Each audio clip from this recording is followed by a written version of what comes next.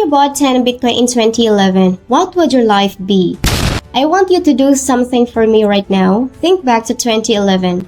Maybe you were in high school, maybe college, maybe you were already working.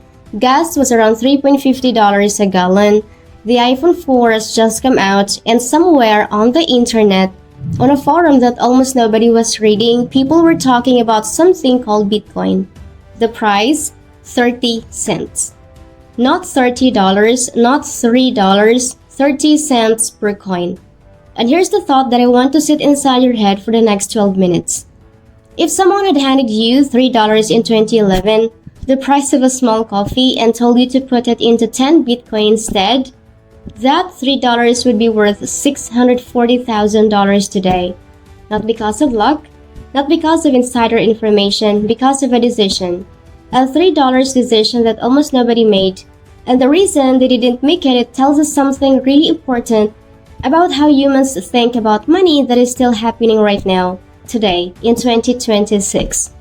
That's what this video is really about. My name is Yeng and I cover crypto, investing, and personal finance for people who want to understand money at a deeper level. Not just the headlines, but the psychology behind why we make the decisions we make. If that's you, hit subscribe and give this a thumbs up if this helps. And before we go any further, I want to be honest with you. This video is not here to make you feel bad about 2011. Most of us weren't paying attention to Bitcoin then, and that's completely understandable. But here's what this video is here to do, to show you exactly why most people missed it, what the psychological forces were that made them walk away from a 21 million to 1 opportunity, and why those exact same forces are still operating in every person watching this right now. Because if you don't understand why people missed 2011, you will miss the next one too. Let's go. Here's the math first, and then the story. Let me show you the full picture first, because the numbers are the story. In January 2011, Bitcoin opens the year at 0.30 cents per coin. 10 Bitcoin, $3, that's your investment, less than a Starbucks order. By June 12, 2011, just 6 months later, Bitcoin hit $29 per coin. Your $3 investment was now worth $290. That's almost 10,000% return in 6 months from $3. Then it crashed brutally. By November 2011, Bitcoin had lost over 93% of its value, dropping all the way back down to $2. Your $290 became $20. And here's where the story gets real, because this is the exact moment where most people who actually owned Bitcoin in 2011 made the same devastating decision. They sold. If they had just held through the crash, through the fear, through the years when nothing seemed to be happening, here's where that $3 goes. In 2013, 10 Bitcoin worth $1,300. In 2017, 10 Bitcoin worth $200,000 at peak. And in 2021, 10 Bitcoin worth $675,000 at peak.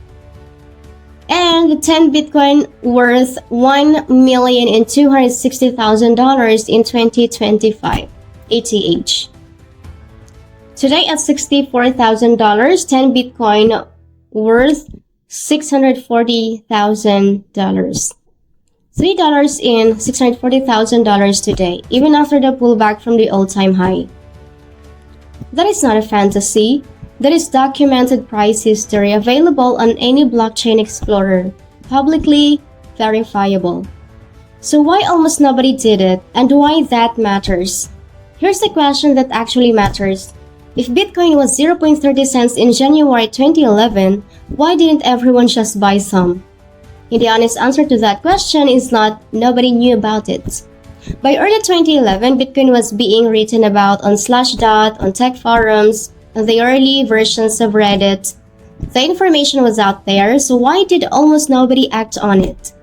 3 psychological forces, and I want you to pay very close attention, because all 3 of these forces are still operating inside every one of us today.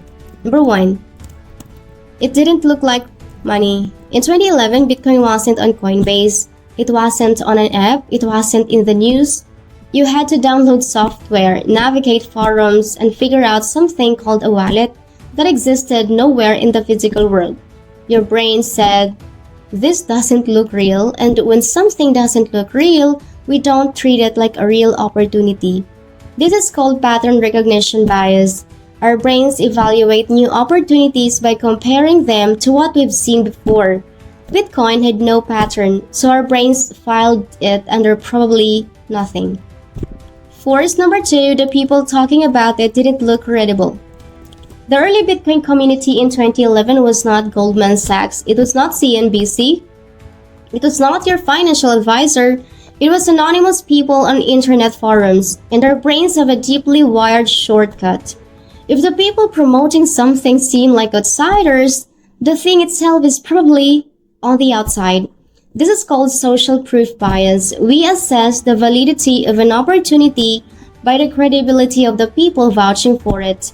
In 2011, the people vouching for Bitcoin were hackers, libertarians, and tech nerds that didn't exactly scream, "Put your savings here."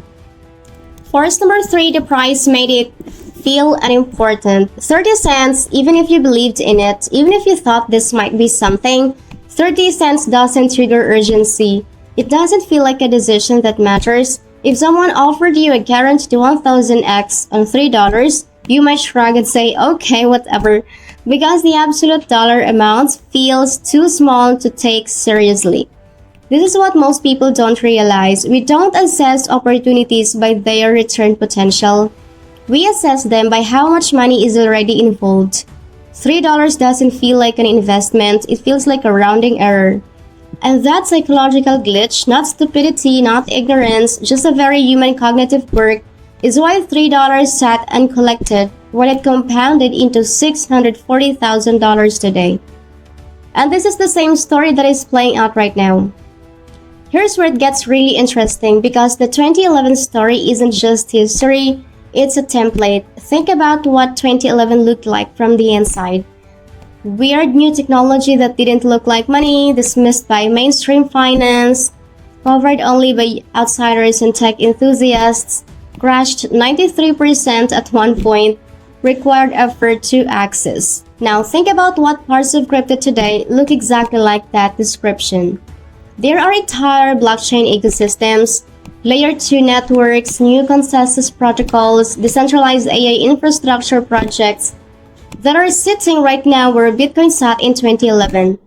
They are real, they are technically functional, they're being built by serious engineers, and 99% of people have never heard of them yet. The question isn't whether another 2011 moment exists. The question is whether you're paying close enough attention to recognize it when your pattern recognition bias tells you it doesn't look real yet. This is exactly why I cover this space every single week, not to tell you what to buy, but to make sure that when the next $0.30 moment appears, you've trained yourself to see it instead of walking past it. And here's what you can actually do with this information right now. Alright, let's make this practical because nostalgia about 2011 doesn't pay bills. What does the story actually tell you to do differently starting today? Number 1, stop waiting for mainstream validation before you research something. Bitcoin had no mainstream validation in 2011. The people who got rich were the ones researching before the New York Times told them to. When something new appears and the mainstream dismisses it, that dismissal is not evidence it's wrong. It's evidence that it's early. Size your early stage bets like they're lottery tickets, not savings. The investors who did buy Bitcoin in 2011 didn't bet their savings. They bet what they could afford to lose completely. $3, $10, $50. The lesson of 2011 is not go all in on risky assets. It's allocate a small, defined amount to early stage opportunities and don't panic when they crash 93%. Number 3, the crash is part of the trade. Bitcoin crashed 93% in 2011. It crashed 84% in 2018. It crashed 77% in 2022. And every single time, it recovered to new all-time highs. The people who lost money didn't lose because they bought early. They lost because they sold during the crash. Hold with conviction or don't hold at all. Number 4, subscribe to information that finds opportunities before they are obvious. The investors who caught 2011 weren't smarter. They were in the right information environment. They were reading the right forums, following the right people. If you rely only on mainstream financial media for investment ideas, by the time an opportunity reaches them, the 1000x is already gone.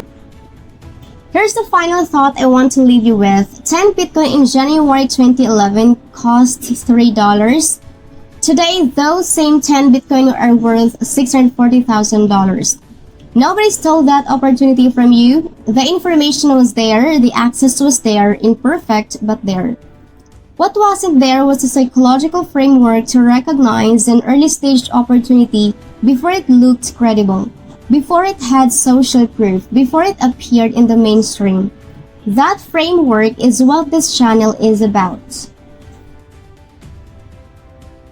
I'm not here to tell you what to buy. I'm here to make sure that the next time a 30-cent Bitcoin moment appears in your life, and for sure it will appear in some form, you have the eyes to see it before it becomes obvious.